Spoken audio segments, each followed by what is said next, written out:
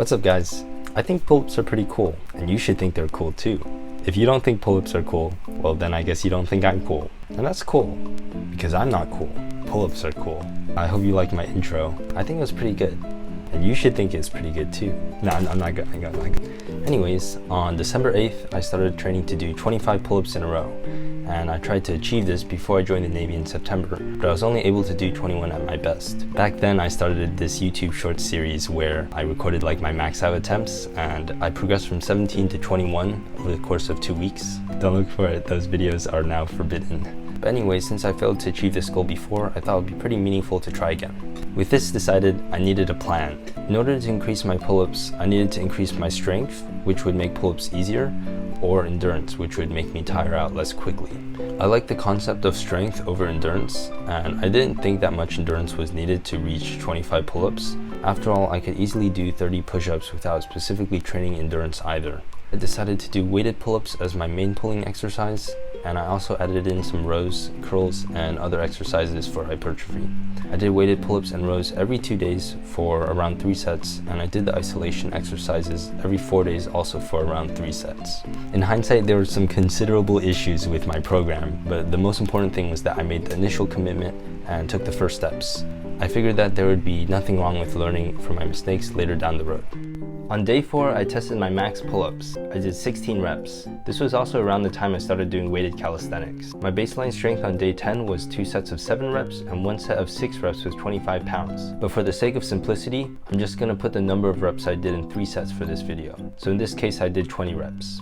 My goal for weighted pull-ups was to reach 10 reps with 45 pounds. In hindsight, I'm not sure if 10 reps with 45 pounds is equivalent to 25 pull-ups. On the 1 rep max calculator, apparently 25 pull-ups for my body weight equates to a 1 rep max of 135 pounds, whereas 10 reps with 45 pounds translates to a 110 pound 1 rep max. But at the time, I figured that this would be enough strength needed for 25 pull-ups. To track my progress, I documented my training in a notebook. I kept it pretty simple. I wrote the exercises as well as the sets and reps for each exercise. Then I would write any important information that could be relevant in my future programming, such as injury risk, technique cues, or fatigue levels. I knew that my program was far from perfect, so using a notebook allowed me to revisit my old workouts to see how I could do better. Before I go any further, look at this graph. It summarizes my progress with weighted pull-ups over the 3-month period. I increased my reps at a rate of 1.75 reps per month. Yeah, my progress is pretty slow. My strength with the weighted pull-up actually increased a lot at first. On day 14, I managed to do 24 pull-ups in 3 sets, 4 more total reps than day 10. I attributed this to newbie gains and muscle memory since I have some prior experience with weighted pull-ups. Between days 19 and 35, it seems like I got weaker when I look at my graph. And going back to the training log, on day 19 and 21, I experienced wrist flexor cramps, shoulder clicking, weak grip, nausea, difficulty breathing, and fatigue. Yeah, it's a bit much. In my opinion, I was overtraining. My volume itself wasn't that high, but I guess I wasn't allowing my body to fully recover before my next workout.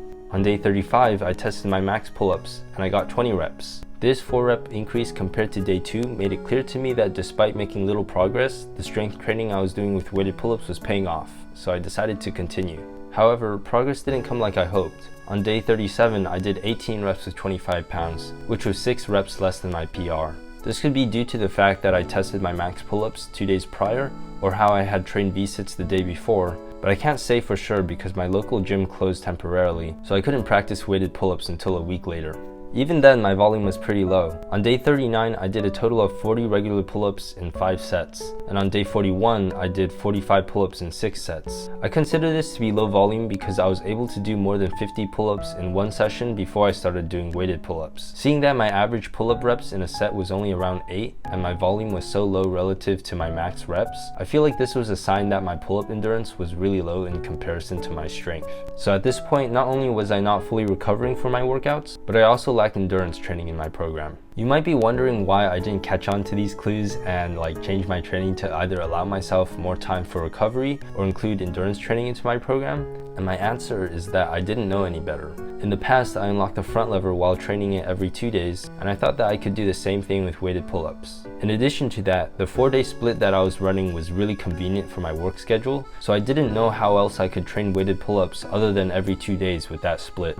As for why I didn't include much endurance training, I was worried that it could aggravate my elbow tendonitis. But like I said before, my program wasn't perfect. The most important thing was that I made the commitment to train in the first place. That commitment paid off on days 47 and 49 when I hit 2 consecutive PRs with 25 and 27 reps respectively. I can't say for sure why I made progress on this week specifically, but I did notice that on day 43, I did a light workout where I used resistance bands to simulate the compound movements I would normally do in the gym, except with a lighter load. Maybe this helped me recover from some of my accumulated fatigue. However, I have records of me doing light workouts on previous occasions where I either used bands or body weight, but those sessions didn't lead to progress like what I saw on days 47 and 49. Despite hitting 2 consecutive PRs, I wasn't feeling that great. On day 47, I was feeling fatigued and had a thumb cramp, and on day 49, my left wrist flexor was fatigued, my brachioradialis on both arms were sore, and my right tricep was tender. So even though I PR'd on both of these days, my body was showing symptoms of breaking down. The next time I recorded myself doing weighted pull-ups on day 58,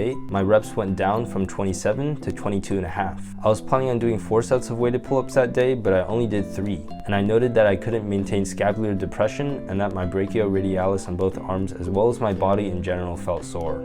If you're wondering why there's a 9-day gap between those 2 workouts, I was still training with regular pull-ups and light workouts because sometimes I didn't have time to go to the gym or my muscles and connective tissues weren't fully recovered. So even though I was training with a high frequency, I was luckily smart enough to vary the intensity of my training to meet my body's needs. Day 52 was one of those days where I didn't have time for the gym. I kept it simple and did about 50 pull-ups over the course of 5 sets or so. You can see that I felt pretty strong on that day. I was even mixing in some front lever exercises into the workout. You might have noticed that it was pretty cold from how there was snow on the ground or how I was wearing a lot of layers. And I just wanted to briefly mention that I started taking cold showers around day 50.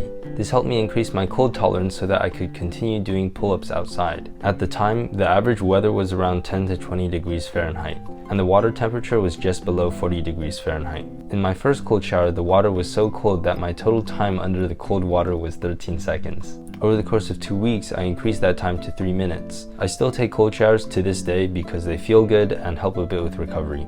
On day 61, I tested my max reps again. I guess I should have known that I wasn't ready to test my max reps, considering my last 2 weighted pull-up sessions were each worse than the last. But I read in a book called The Wim Hof Method that a sedentary guy was able to do 40 push-ups in a row after trying Wim Hof's breathing exercise. I was thinking that if I copied that breathing method, I could also hit a PR. The Wim Hof method promises a lot of very cool benefits from practicing cold showers and deep breathing, and I thought I might see if changing the way I breathed affected my max attempt on pull-ups. However, on that day I only did 20 reps, which was the same as my last max out attempt on day 35. Part of the reason could be that on day 35 the weather was 40 degrees, while on day 61 the temperature was 20 degrees. But more than that, I realized there must have been some underlying problem behind my lack of progress. On day 63, I tried pre-workout for the first time. At the time, my training sessions could last as long as 3 hours. I felt like I didn't have enough energy for the whole workout, so I went on Amazon and found what seemed like a mild pre-workout, since I don't normally ingest caffeine or any of the other stuff that gets put into pre-workouts. The main effect that I noticed when I first tried the pre-workout was that my body felt tingly, which I learned was because of the beta-alanine it contained. I also quickly woke up and felt impatient to get the workout done as soon as possible, which I attributed to the caffeine. By the way, I never took caffeine regularly before this, so its effects might be different for different people. But overall, the pre-workout helped with my energy issue. I still take pre-workout to this day, although I switched to a different and more expensive brand. From day 68 to 86, I don't have a written log, but here's what basically happened. After my attempt at maxing out my pull-ups failed at 20 reps, I tried taking a deload. A deload is where you reduce the volume and intensity of your training by up to 50% for a week, which allows your connective tissue and central nervous system to recover from any accumulated fatigue.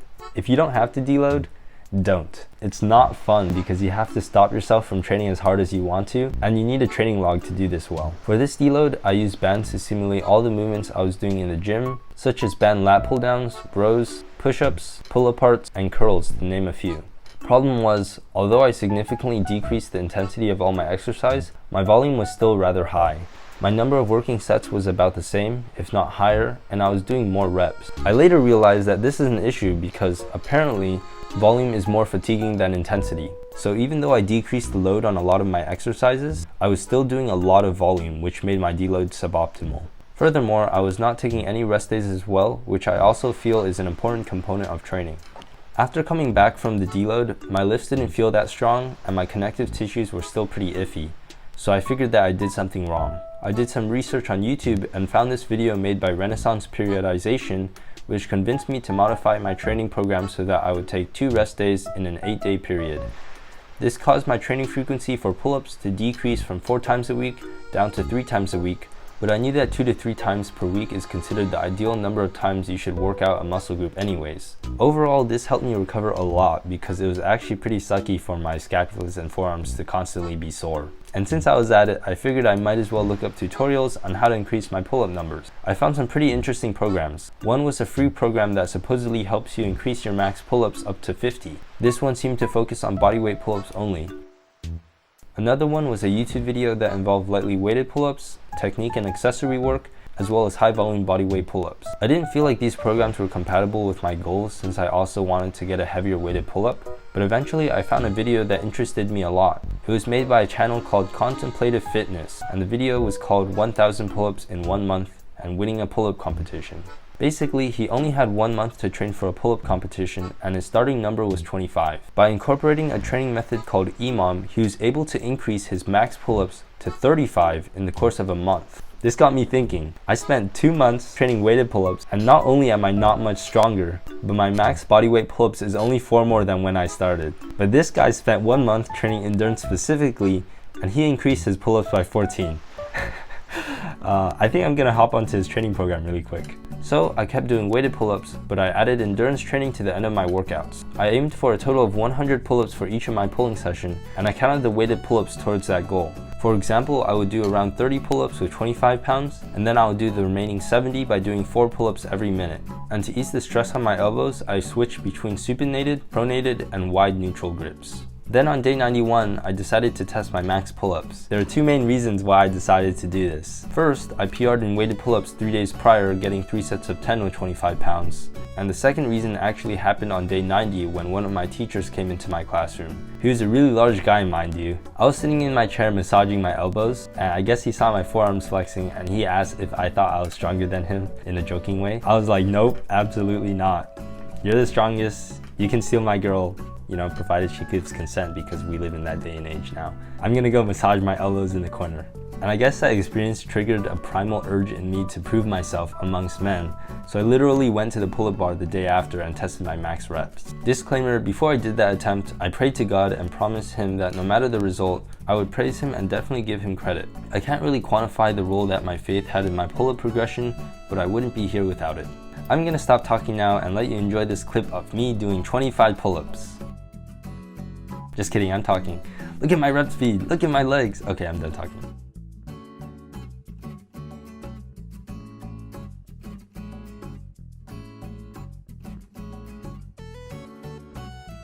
So after 91 days, I finally unlocked 25 pull-ups. The form isn't perfect, but I feel like this was good enough for my standards. And in case you're interested, from day 1 to 91, my body composition didn't change that much. I gained a couple pounds, some of it was fat and some of it was muscle.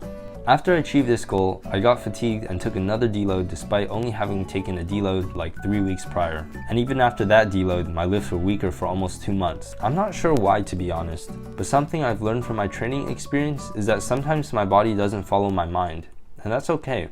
I can always try new ways to progress. Maybe I can train at a lower rep range. Maybe I can add more variety to my training or change my progression scheme. I'm definitely looking forward to this new season in my training, and I think I'll learn a lot of new stuff. Thank you for watching, and I'm wishing you lots of grace and peace from God. Bye.